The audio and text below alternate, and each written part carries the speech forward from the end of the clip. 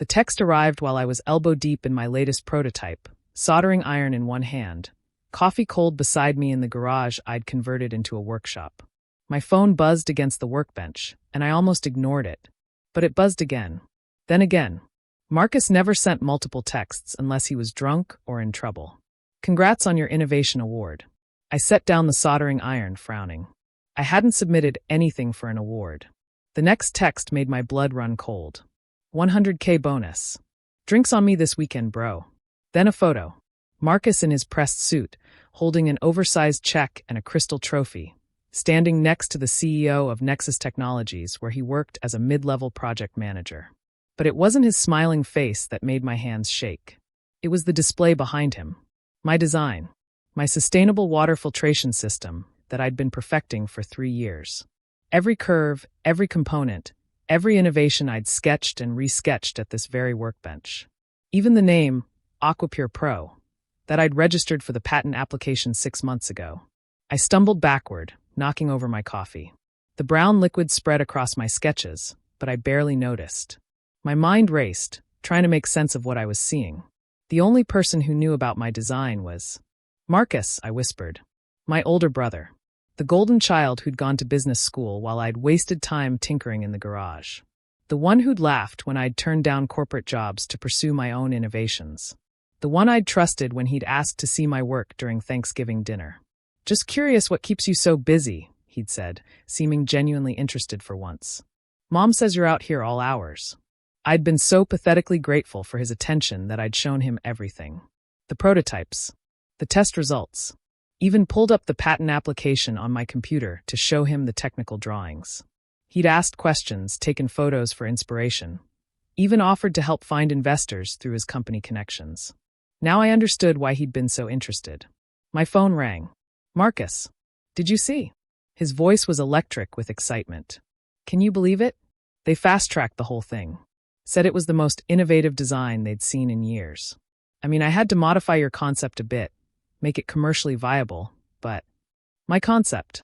The words came out strangled. Well, yeah. I mean, you had the basic idea, but I'm the one who figured out how to present it, how to make it profitable.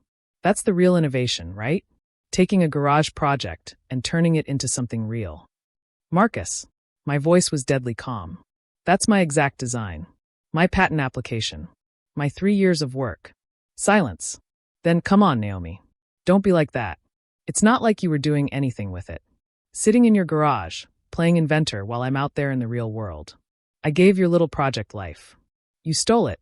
I improved it. I connected it with people who matter. That's worth more than. I hung up. My hands were shaking so badly, I could barely dial the next number. Patent office, how may I direct your call? I need to check the status of a provisional patent application. Number 62/555-891. The hold music seemed to last forever. Finally, I show that application was withdrawn 2 weeks ago. Withdrawn? By whom? The applicant of record. Naomi Fuller. I'm Naomi Fuller. I never withdrew anything. Ma'am, I show the withdrawal was submitted electronically with proper authentication. Username nfuller88. Security question answered correctly. My stomach dropped. My laptop. The one I'd left open during Thanksgiving while helping Mom in the kitchen. The one with saved passwords because I lived alone and thought I was safe in my own home. Is there a way to reverse? I'm sorry, ma'am. Once withdrawn, you'd need to file a new application. But if someone else has already filed for the same invention. I knew how the sentence ended. First to file wins. I spent the next 3 hours on the phone with lawyers, each one telling me the same thing. Proving theft of intellectual property was expensive and difficult. Did I have documentation? Witnesses? Evidence that the design was mine originally?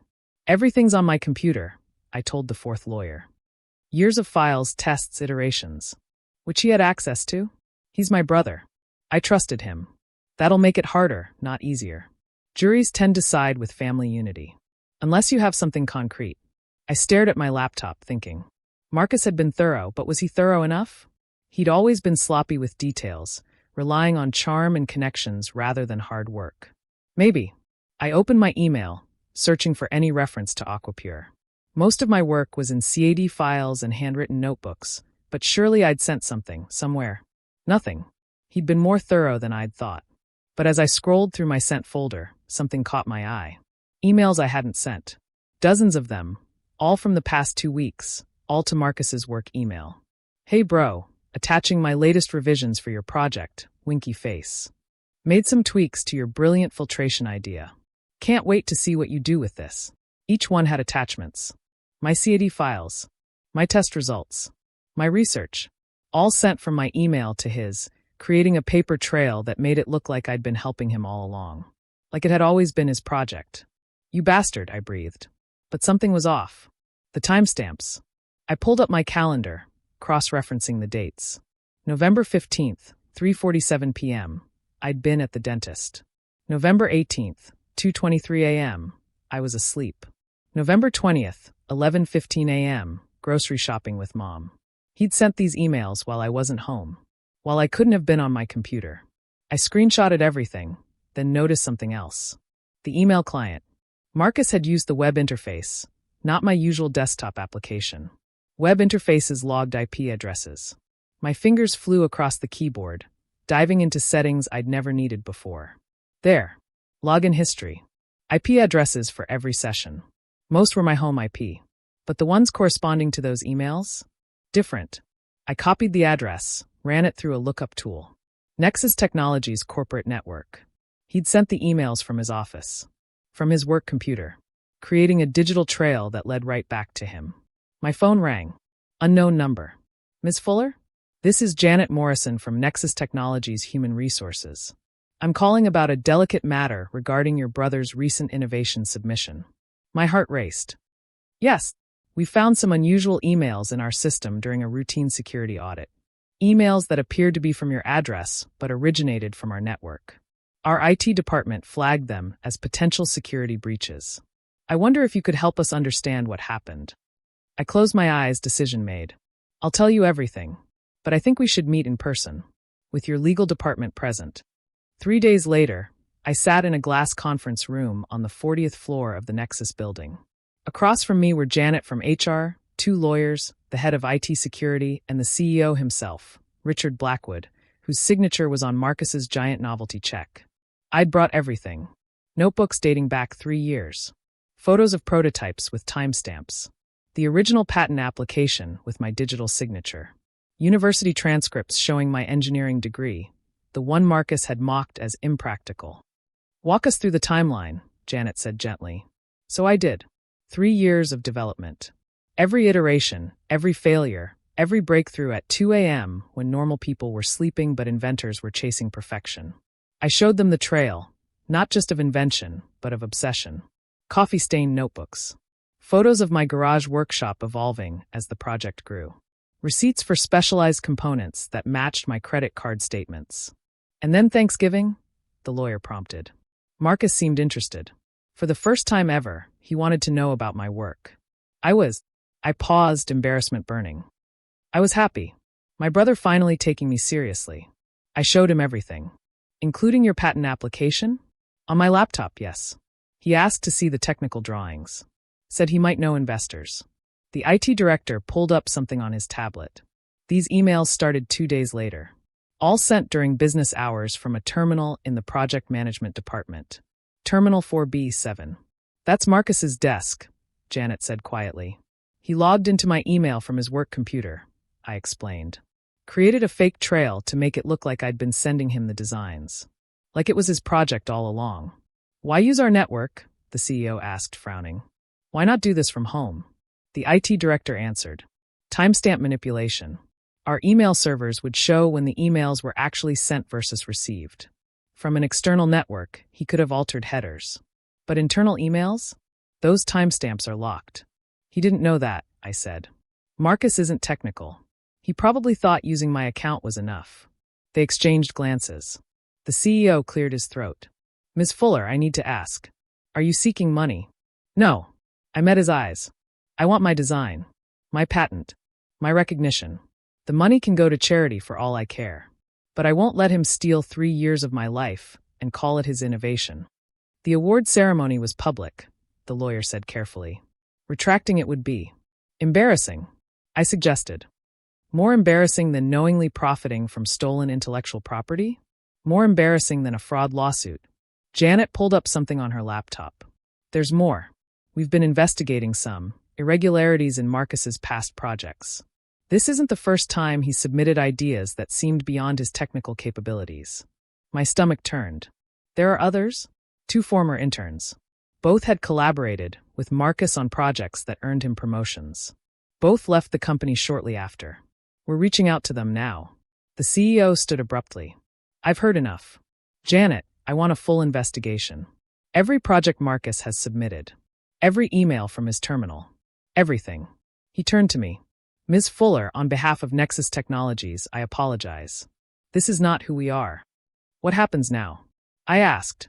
First, we'll need you to file a police report for identity theft and intellectual property theft. We'll cooperate fully. Second, we'll be returning all materials related to the Aquapure Pro system to you immediately. Third, he paused. Would you consider letting Nexus properly license your technology? With you credited as inventor and compensated accordingly? I blinked. You still want it? Ms. Fuller, your filtration system could provide clean water to millions. It's brilliant. The fact that it was stolen doesn't diminish its value. If anything, knowing the true story behind it, the garage inventor who wouldn't give up, makes it more compelling. And Marcus, his face hardened, will be handling his situation with legal.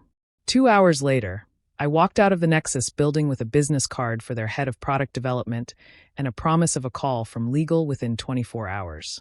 My phone had been silent the whole meeting, but as soon as I stepped outside, it exploded. 17 missed calls from Marcus. 43 texts ranging from "we need to talk" to "you're overreacting" to "you're really going to destroy your own brother?" I didn't answer any of them. The next morning, local news picked up the story. Corporate theft exposed by email trail. Marcus's photo next to mine, the truth laid bare. My phone rang nonstop, reporters, lawyers, and surprisingly, other inventors who'd had ideas stolen by trusted friends or family. Marcus showed up at my house that evening. I watched through the security camera as he pounded on the door. Naomi, open up. This is insane. You're ruining my life over some garage project. I called the police. Identity theft charges had been filed. He was violating the restraining order I'd requested.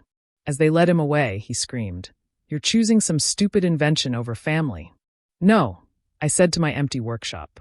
"I'm choosing integrity over a thief who happens to share my DNA." The legal process took months. Marcus was fired, obviously. Charged with identity theft, corporate espionage, and fraud. He pled guilty to avoid jail time, receiving probation and restitution requirements that would take him years to pay off. Nexus licensed the Aquapure Pro system for a sum that let me quit worrying about money and focus on what I loved, inventing. They insisted on keeping the story public, spinning it as a commitment to innovation and integrity. The real inventor's photo replaced Marcus's on their wall of innovations. My parents struggled with the fallout. How could their golden boy be a thief? How could their tinkerer daughter be the real success? Family dinners became minefields until I finally stopped attending. Some bridges, once burned by betrayal, aren't worth rebuilding. But in my garage workshop, now expanded and properly equipped, I keep creating. The Aquapure Pro is being manufactured, heading to communities that need clean water. My name is on the patent, the papers, the products. And on my workbench, framed as a reminder, is a printout of the email that started it all. The IT security report showing Marcus's terminal number. The timestamp proving I couldn't have sent those messages. The digital trail he thought was so clever. He was right about one thing. Taking a garage project and making it real was the true innovation.